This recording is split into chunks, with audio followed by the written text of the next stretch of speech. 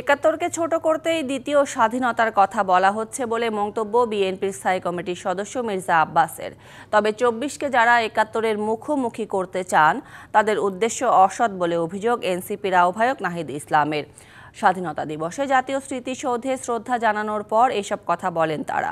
অন্যদিকে বিএনপি মহাসচিব মির্জা ফখরুল ইসলাম আলমগীর বলেছেন, নির্বাচন নিয়ে প্রধান উপদেষ্টার বক্তব্য অস্পষ্ট, রোডম্যাপ না দিলে সংকট কাটবে না।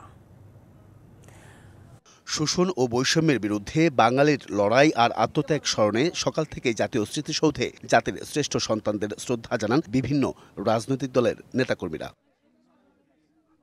ব্যাপক সংস্কার আর পরিবর্তনের অঙ্গীকারে হয়েছে জুলাই অভ্যুত্থান। কেউ কেউ একে দ্বিতীয় স্বাধীনতা হিসেবে আখ্যা দেন, তবে তা নিয়ে আপত্তির কথা জানায় বিএনপি। ৫ই আগস্ট, জুন জুলাই আগস্টের মধ্যে ছাত্র জনতা আন্দোলনের মাধ্যমে আমরা নতুন করে আমরা স্বৈরাচারকে তাড়িয়ে একটা আস্বাদ পেয়েছি। অনেকে বলে দ্বিতীয় স্বাধীনতা।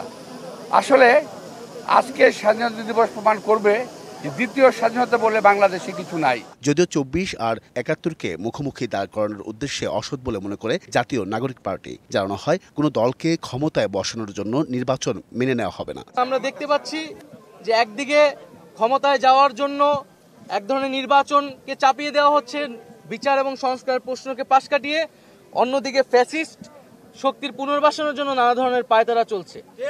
আমরা মনে করি এই সব কিছুকেই প্রতিহত করবে জাতীয় নাগরিক পার্টি এবং ২৪-এর গণঅভ্যুত্থানের আকাঙ্ক্ষা নিয়েই আমরা এগিয়ে যেতে চাই। ২৫ বছরের ওয়ারেন্টিযুক্ত দীর্ঘস্থায়ী দরজা প্রোটেক্টর, আধুনিক ও মজবুত দরজা। সংবিধান সহ মৌলিক কিছু কাঠামোগত বিষয় আসলে জনপ্রতিনিধি সংসদ ছাড়া এটা আসলে সম্ভব না। ফলে আমাদের মুক্তিযুদ্ধ ইতিহাস ঐতিহ্যের উপরে আক্রমণ পরিচালনা করলো। আমরা মনে করি যা মহান মুক্তিযুদ্ধ এবং ২৪-এর গণঅভ্যুত্থানের পরিপন্থী। মুক্তিযুদ্ধের অসম্পূর্ণ জাতীয় কর্তব্যকে সম্পন্ন করার ডাক দিয়েছে এবারকার এই গণঅভ্যুত্থান। ভবিষ্যৎ তরুণ শক্তি তারা দু চোখ ভরা স্বপ্ন নিয়ে বাংলাদেশকে নতুন রঙে রাঙাতে চায়, তাদের সেই স্বপ্নের বাস্তবায়ন হবে।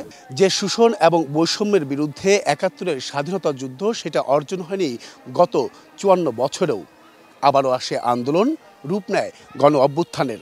তাই তো আগামীতে বৈষম্যমুক্ত দেশ গড়ার লক্ষ্যে প্রতিটি রাজনৈতিক দল এক হয়ে কাজ করবে, এমন প্রত্যাশা সবার। এদিকে স্বাধীনতা দিবস উপলক্ষে শহীদ রাষ্ট্রপতি জিয়াউর রহমানের কবরে শ্রদ্ধা জানিয়েছে বিএনপি। পরে দলের মহাসচিব বলেন, জাতীয় নির্বাচন নিয়ে প্রধান উপদেষ্টার বক্তব্য অস্পষ্ট, এটা কোনো রোডম্যাপ ঘোষণা হয়নি। জনগণের যে আকাঙ্ক্ষা একটি গণতান্ত্রিক সরকার, গণতান্ত্রিক সরকারে যত দ্রুত ফিরে যাওয়া যাবে আমাদের সমস্যাগুলো ততই সমাধান হবে বলে আমরা বিশ্বাস। তার মতে নির্বাচিত সরকারি পারে সব সংকট সমাধান করবে। Ariful Islam, DBC news.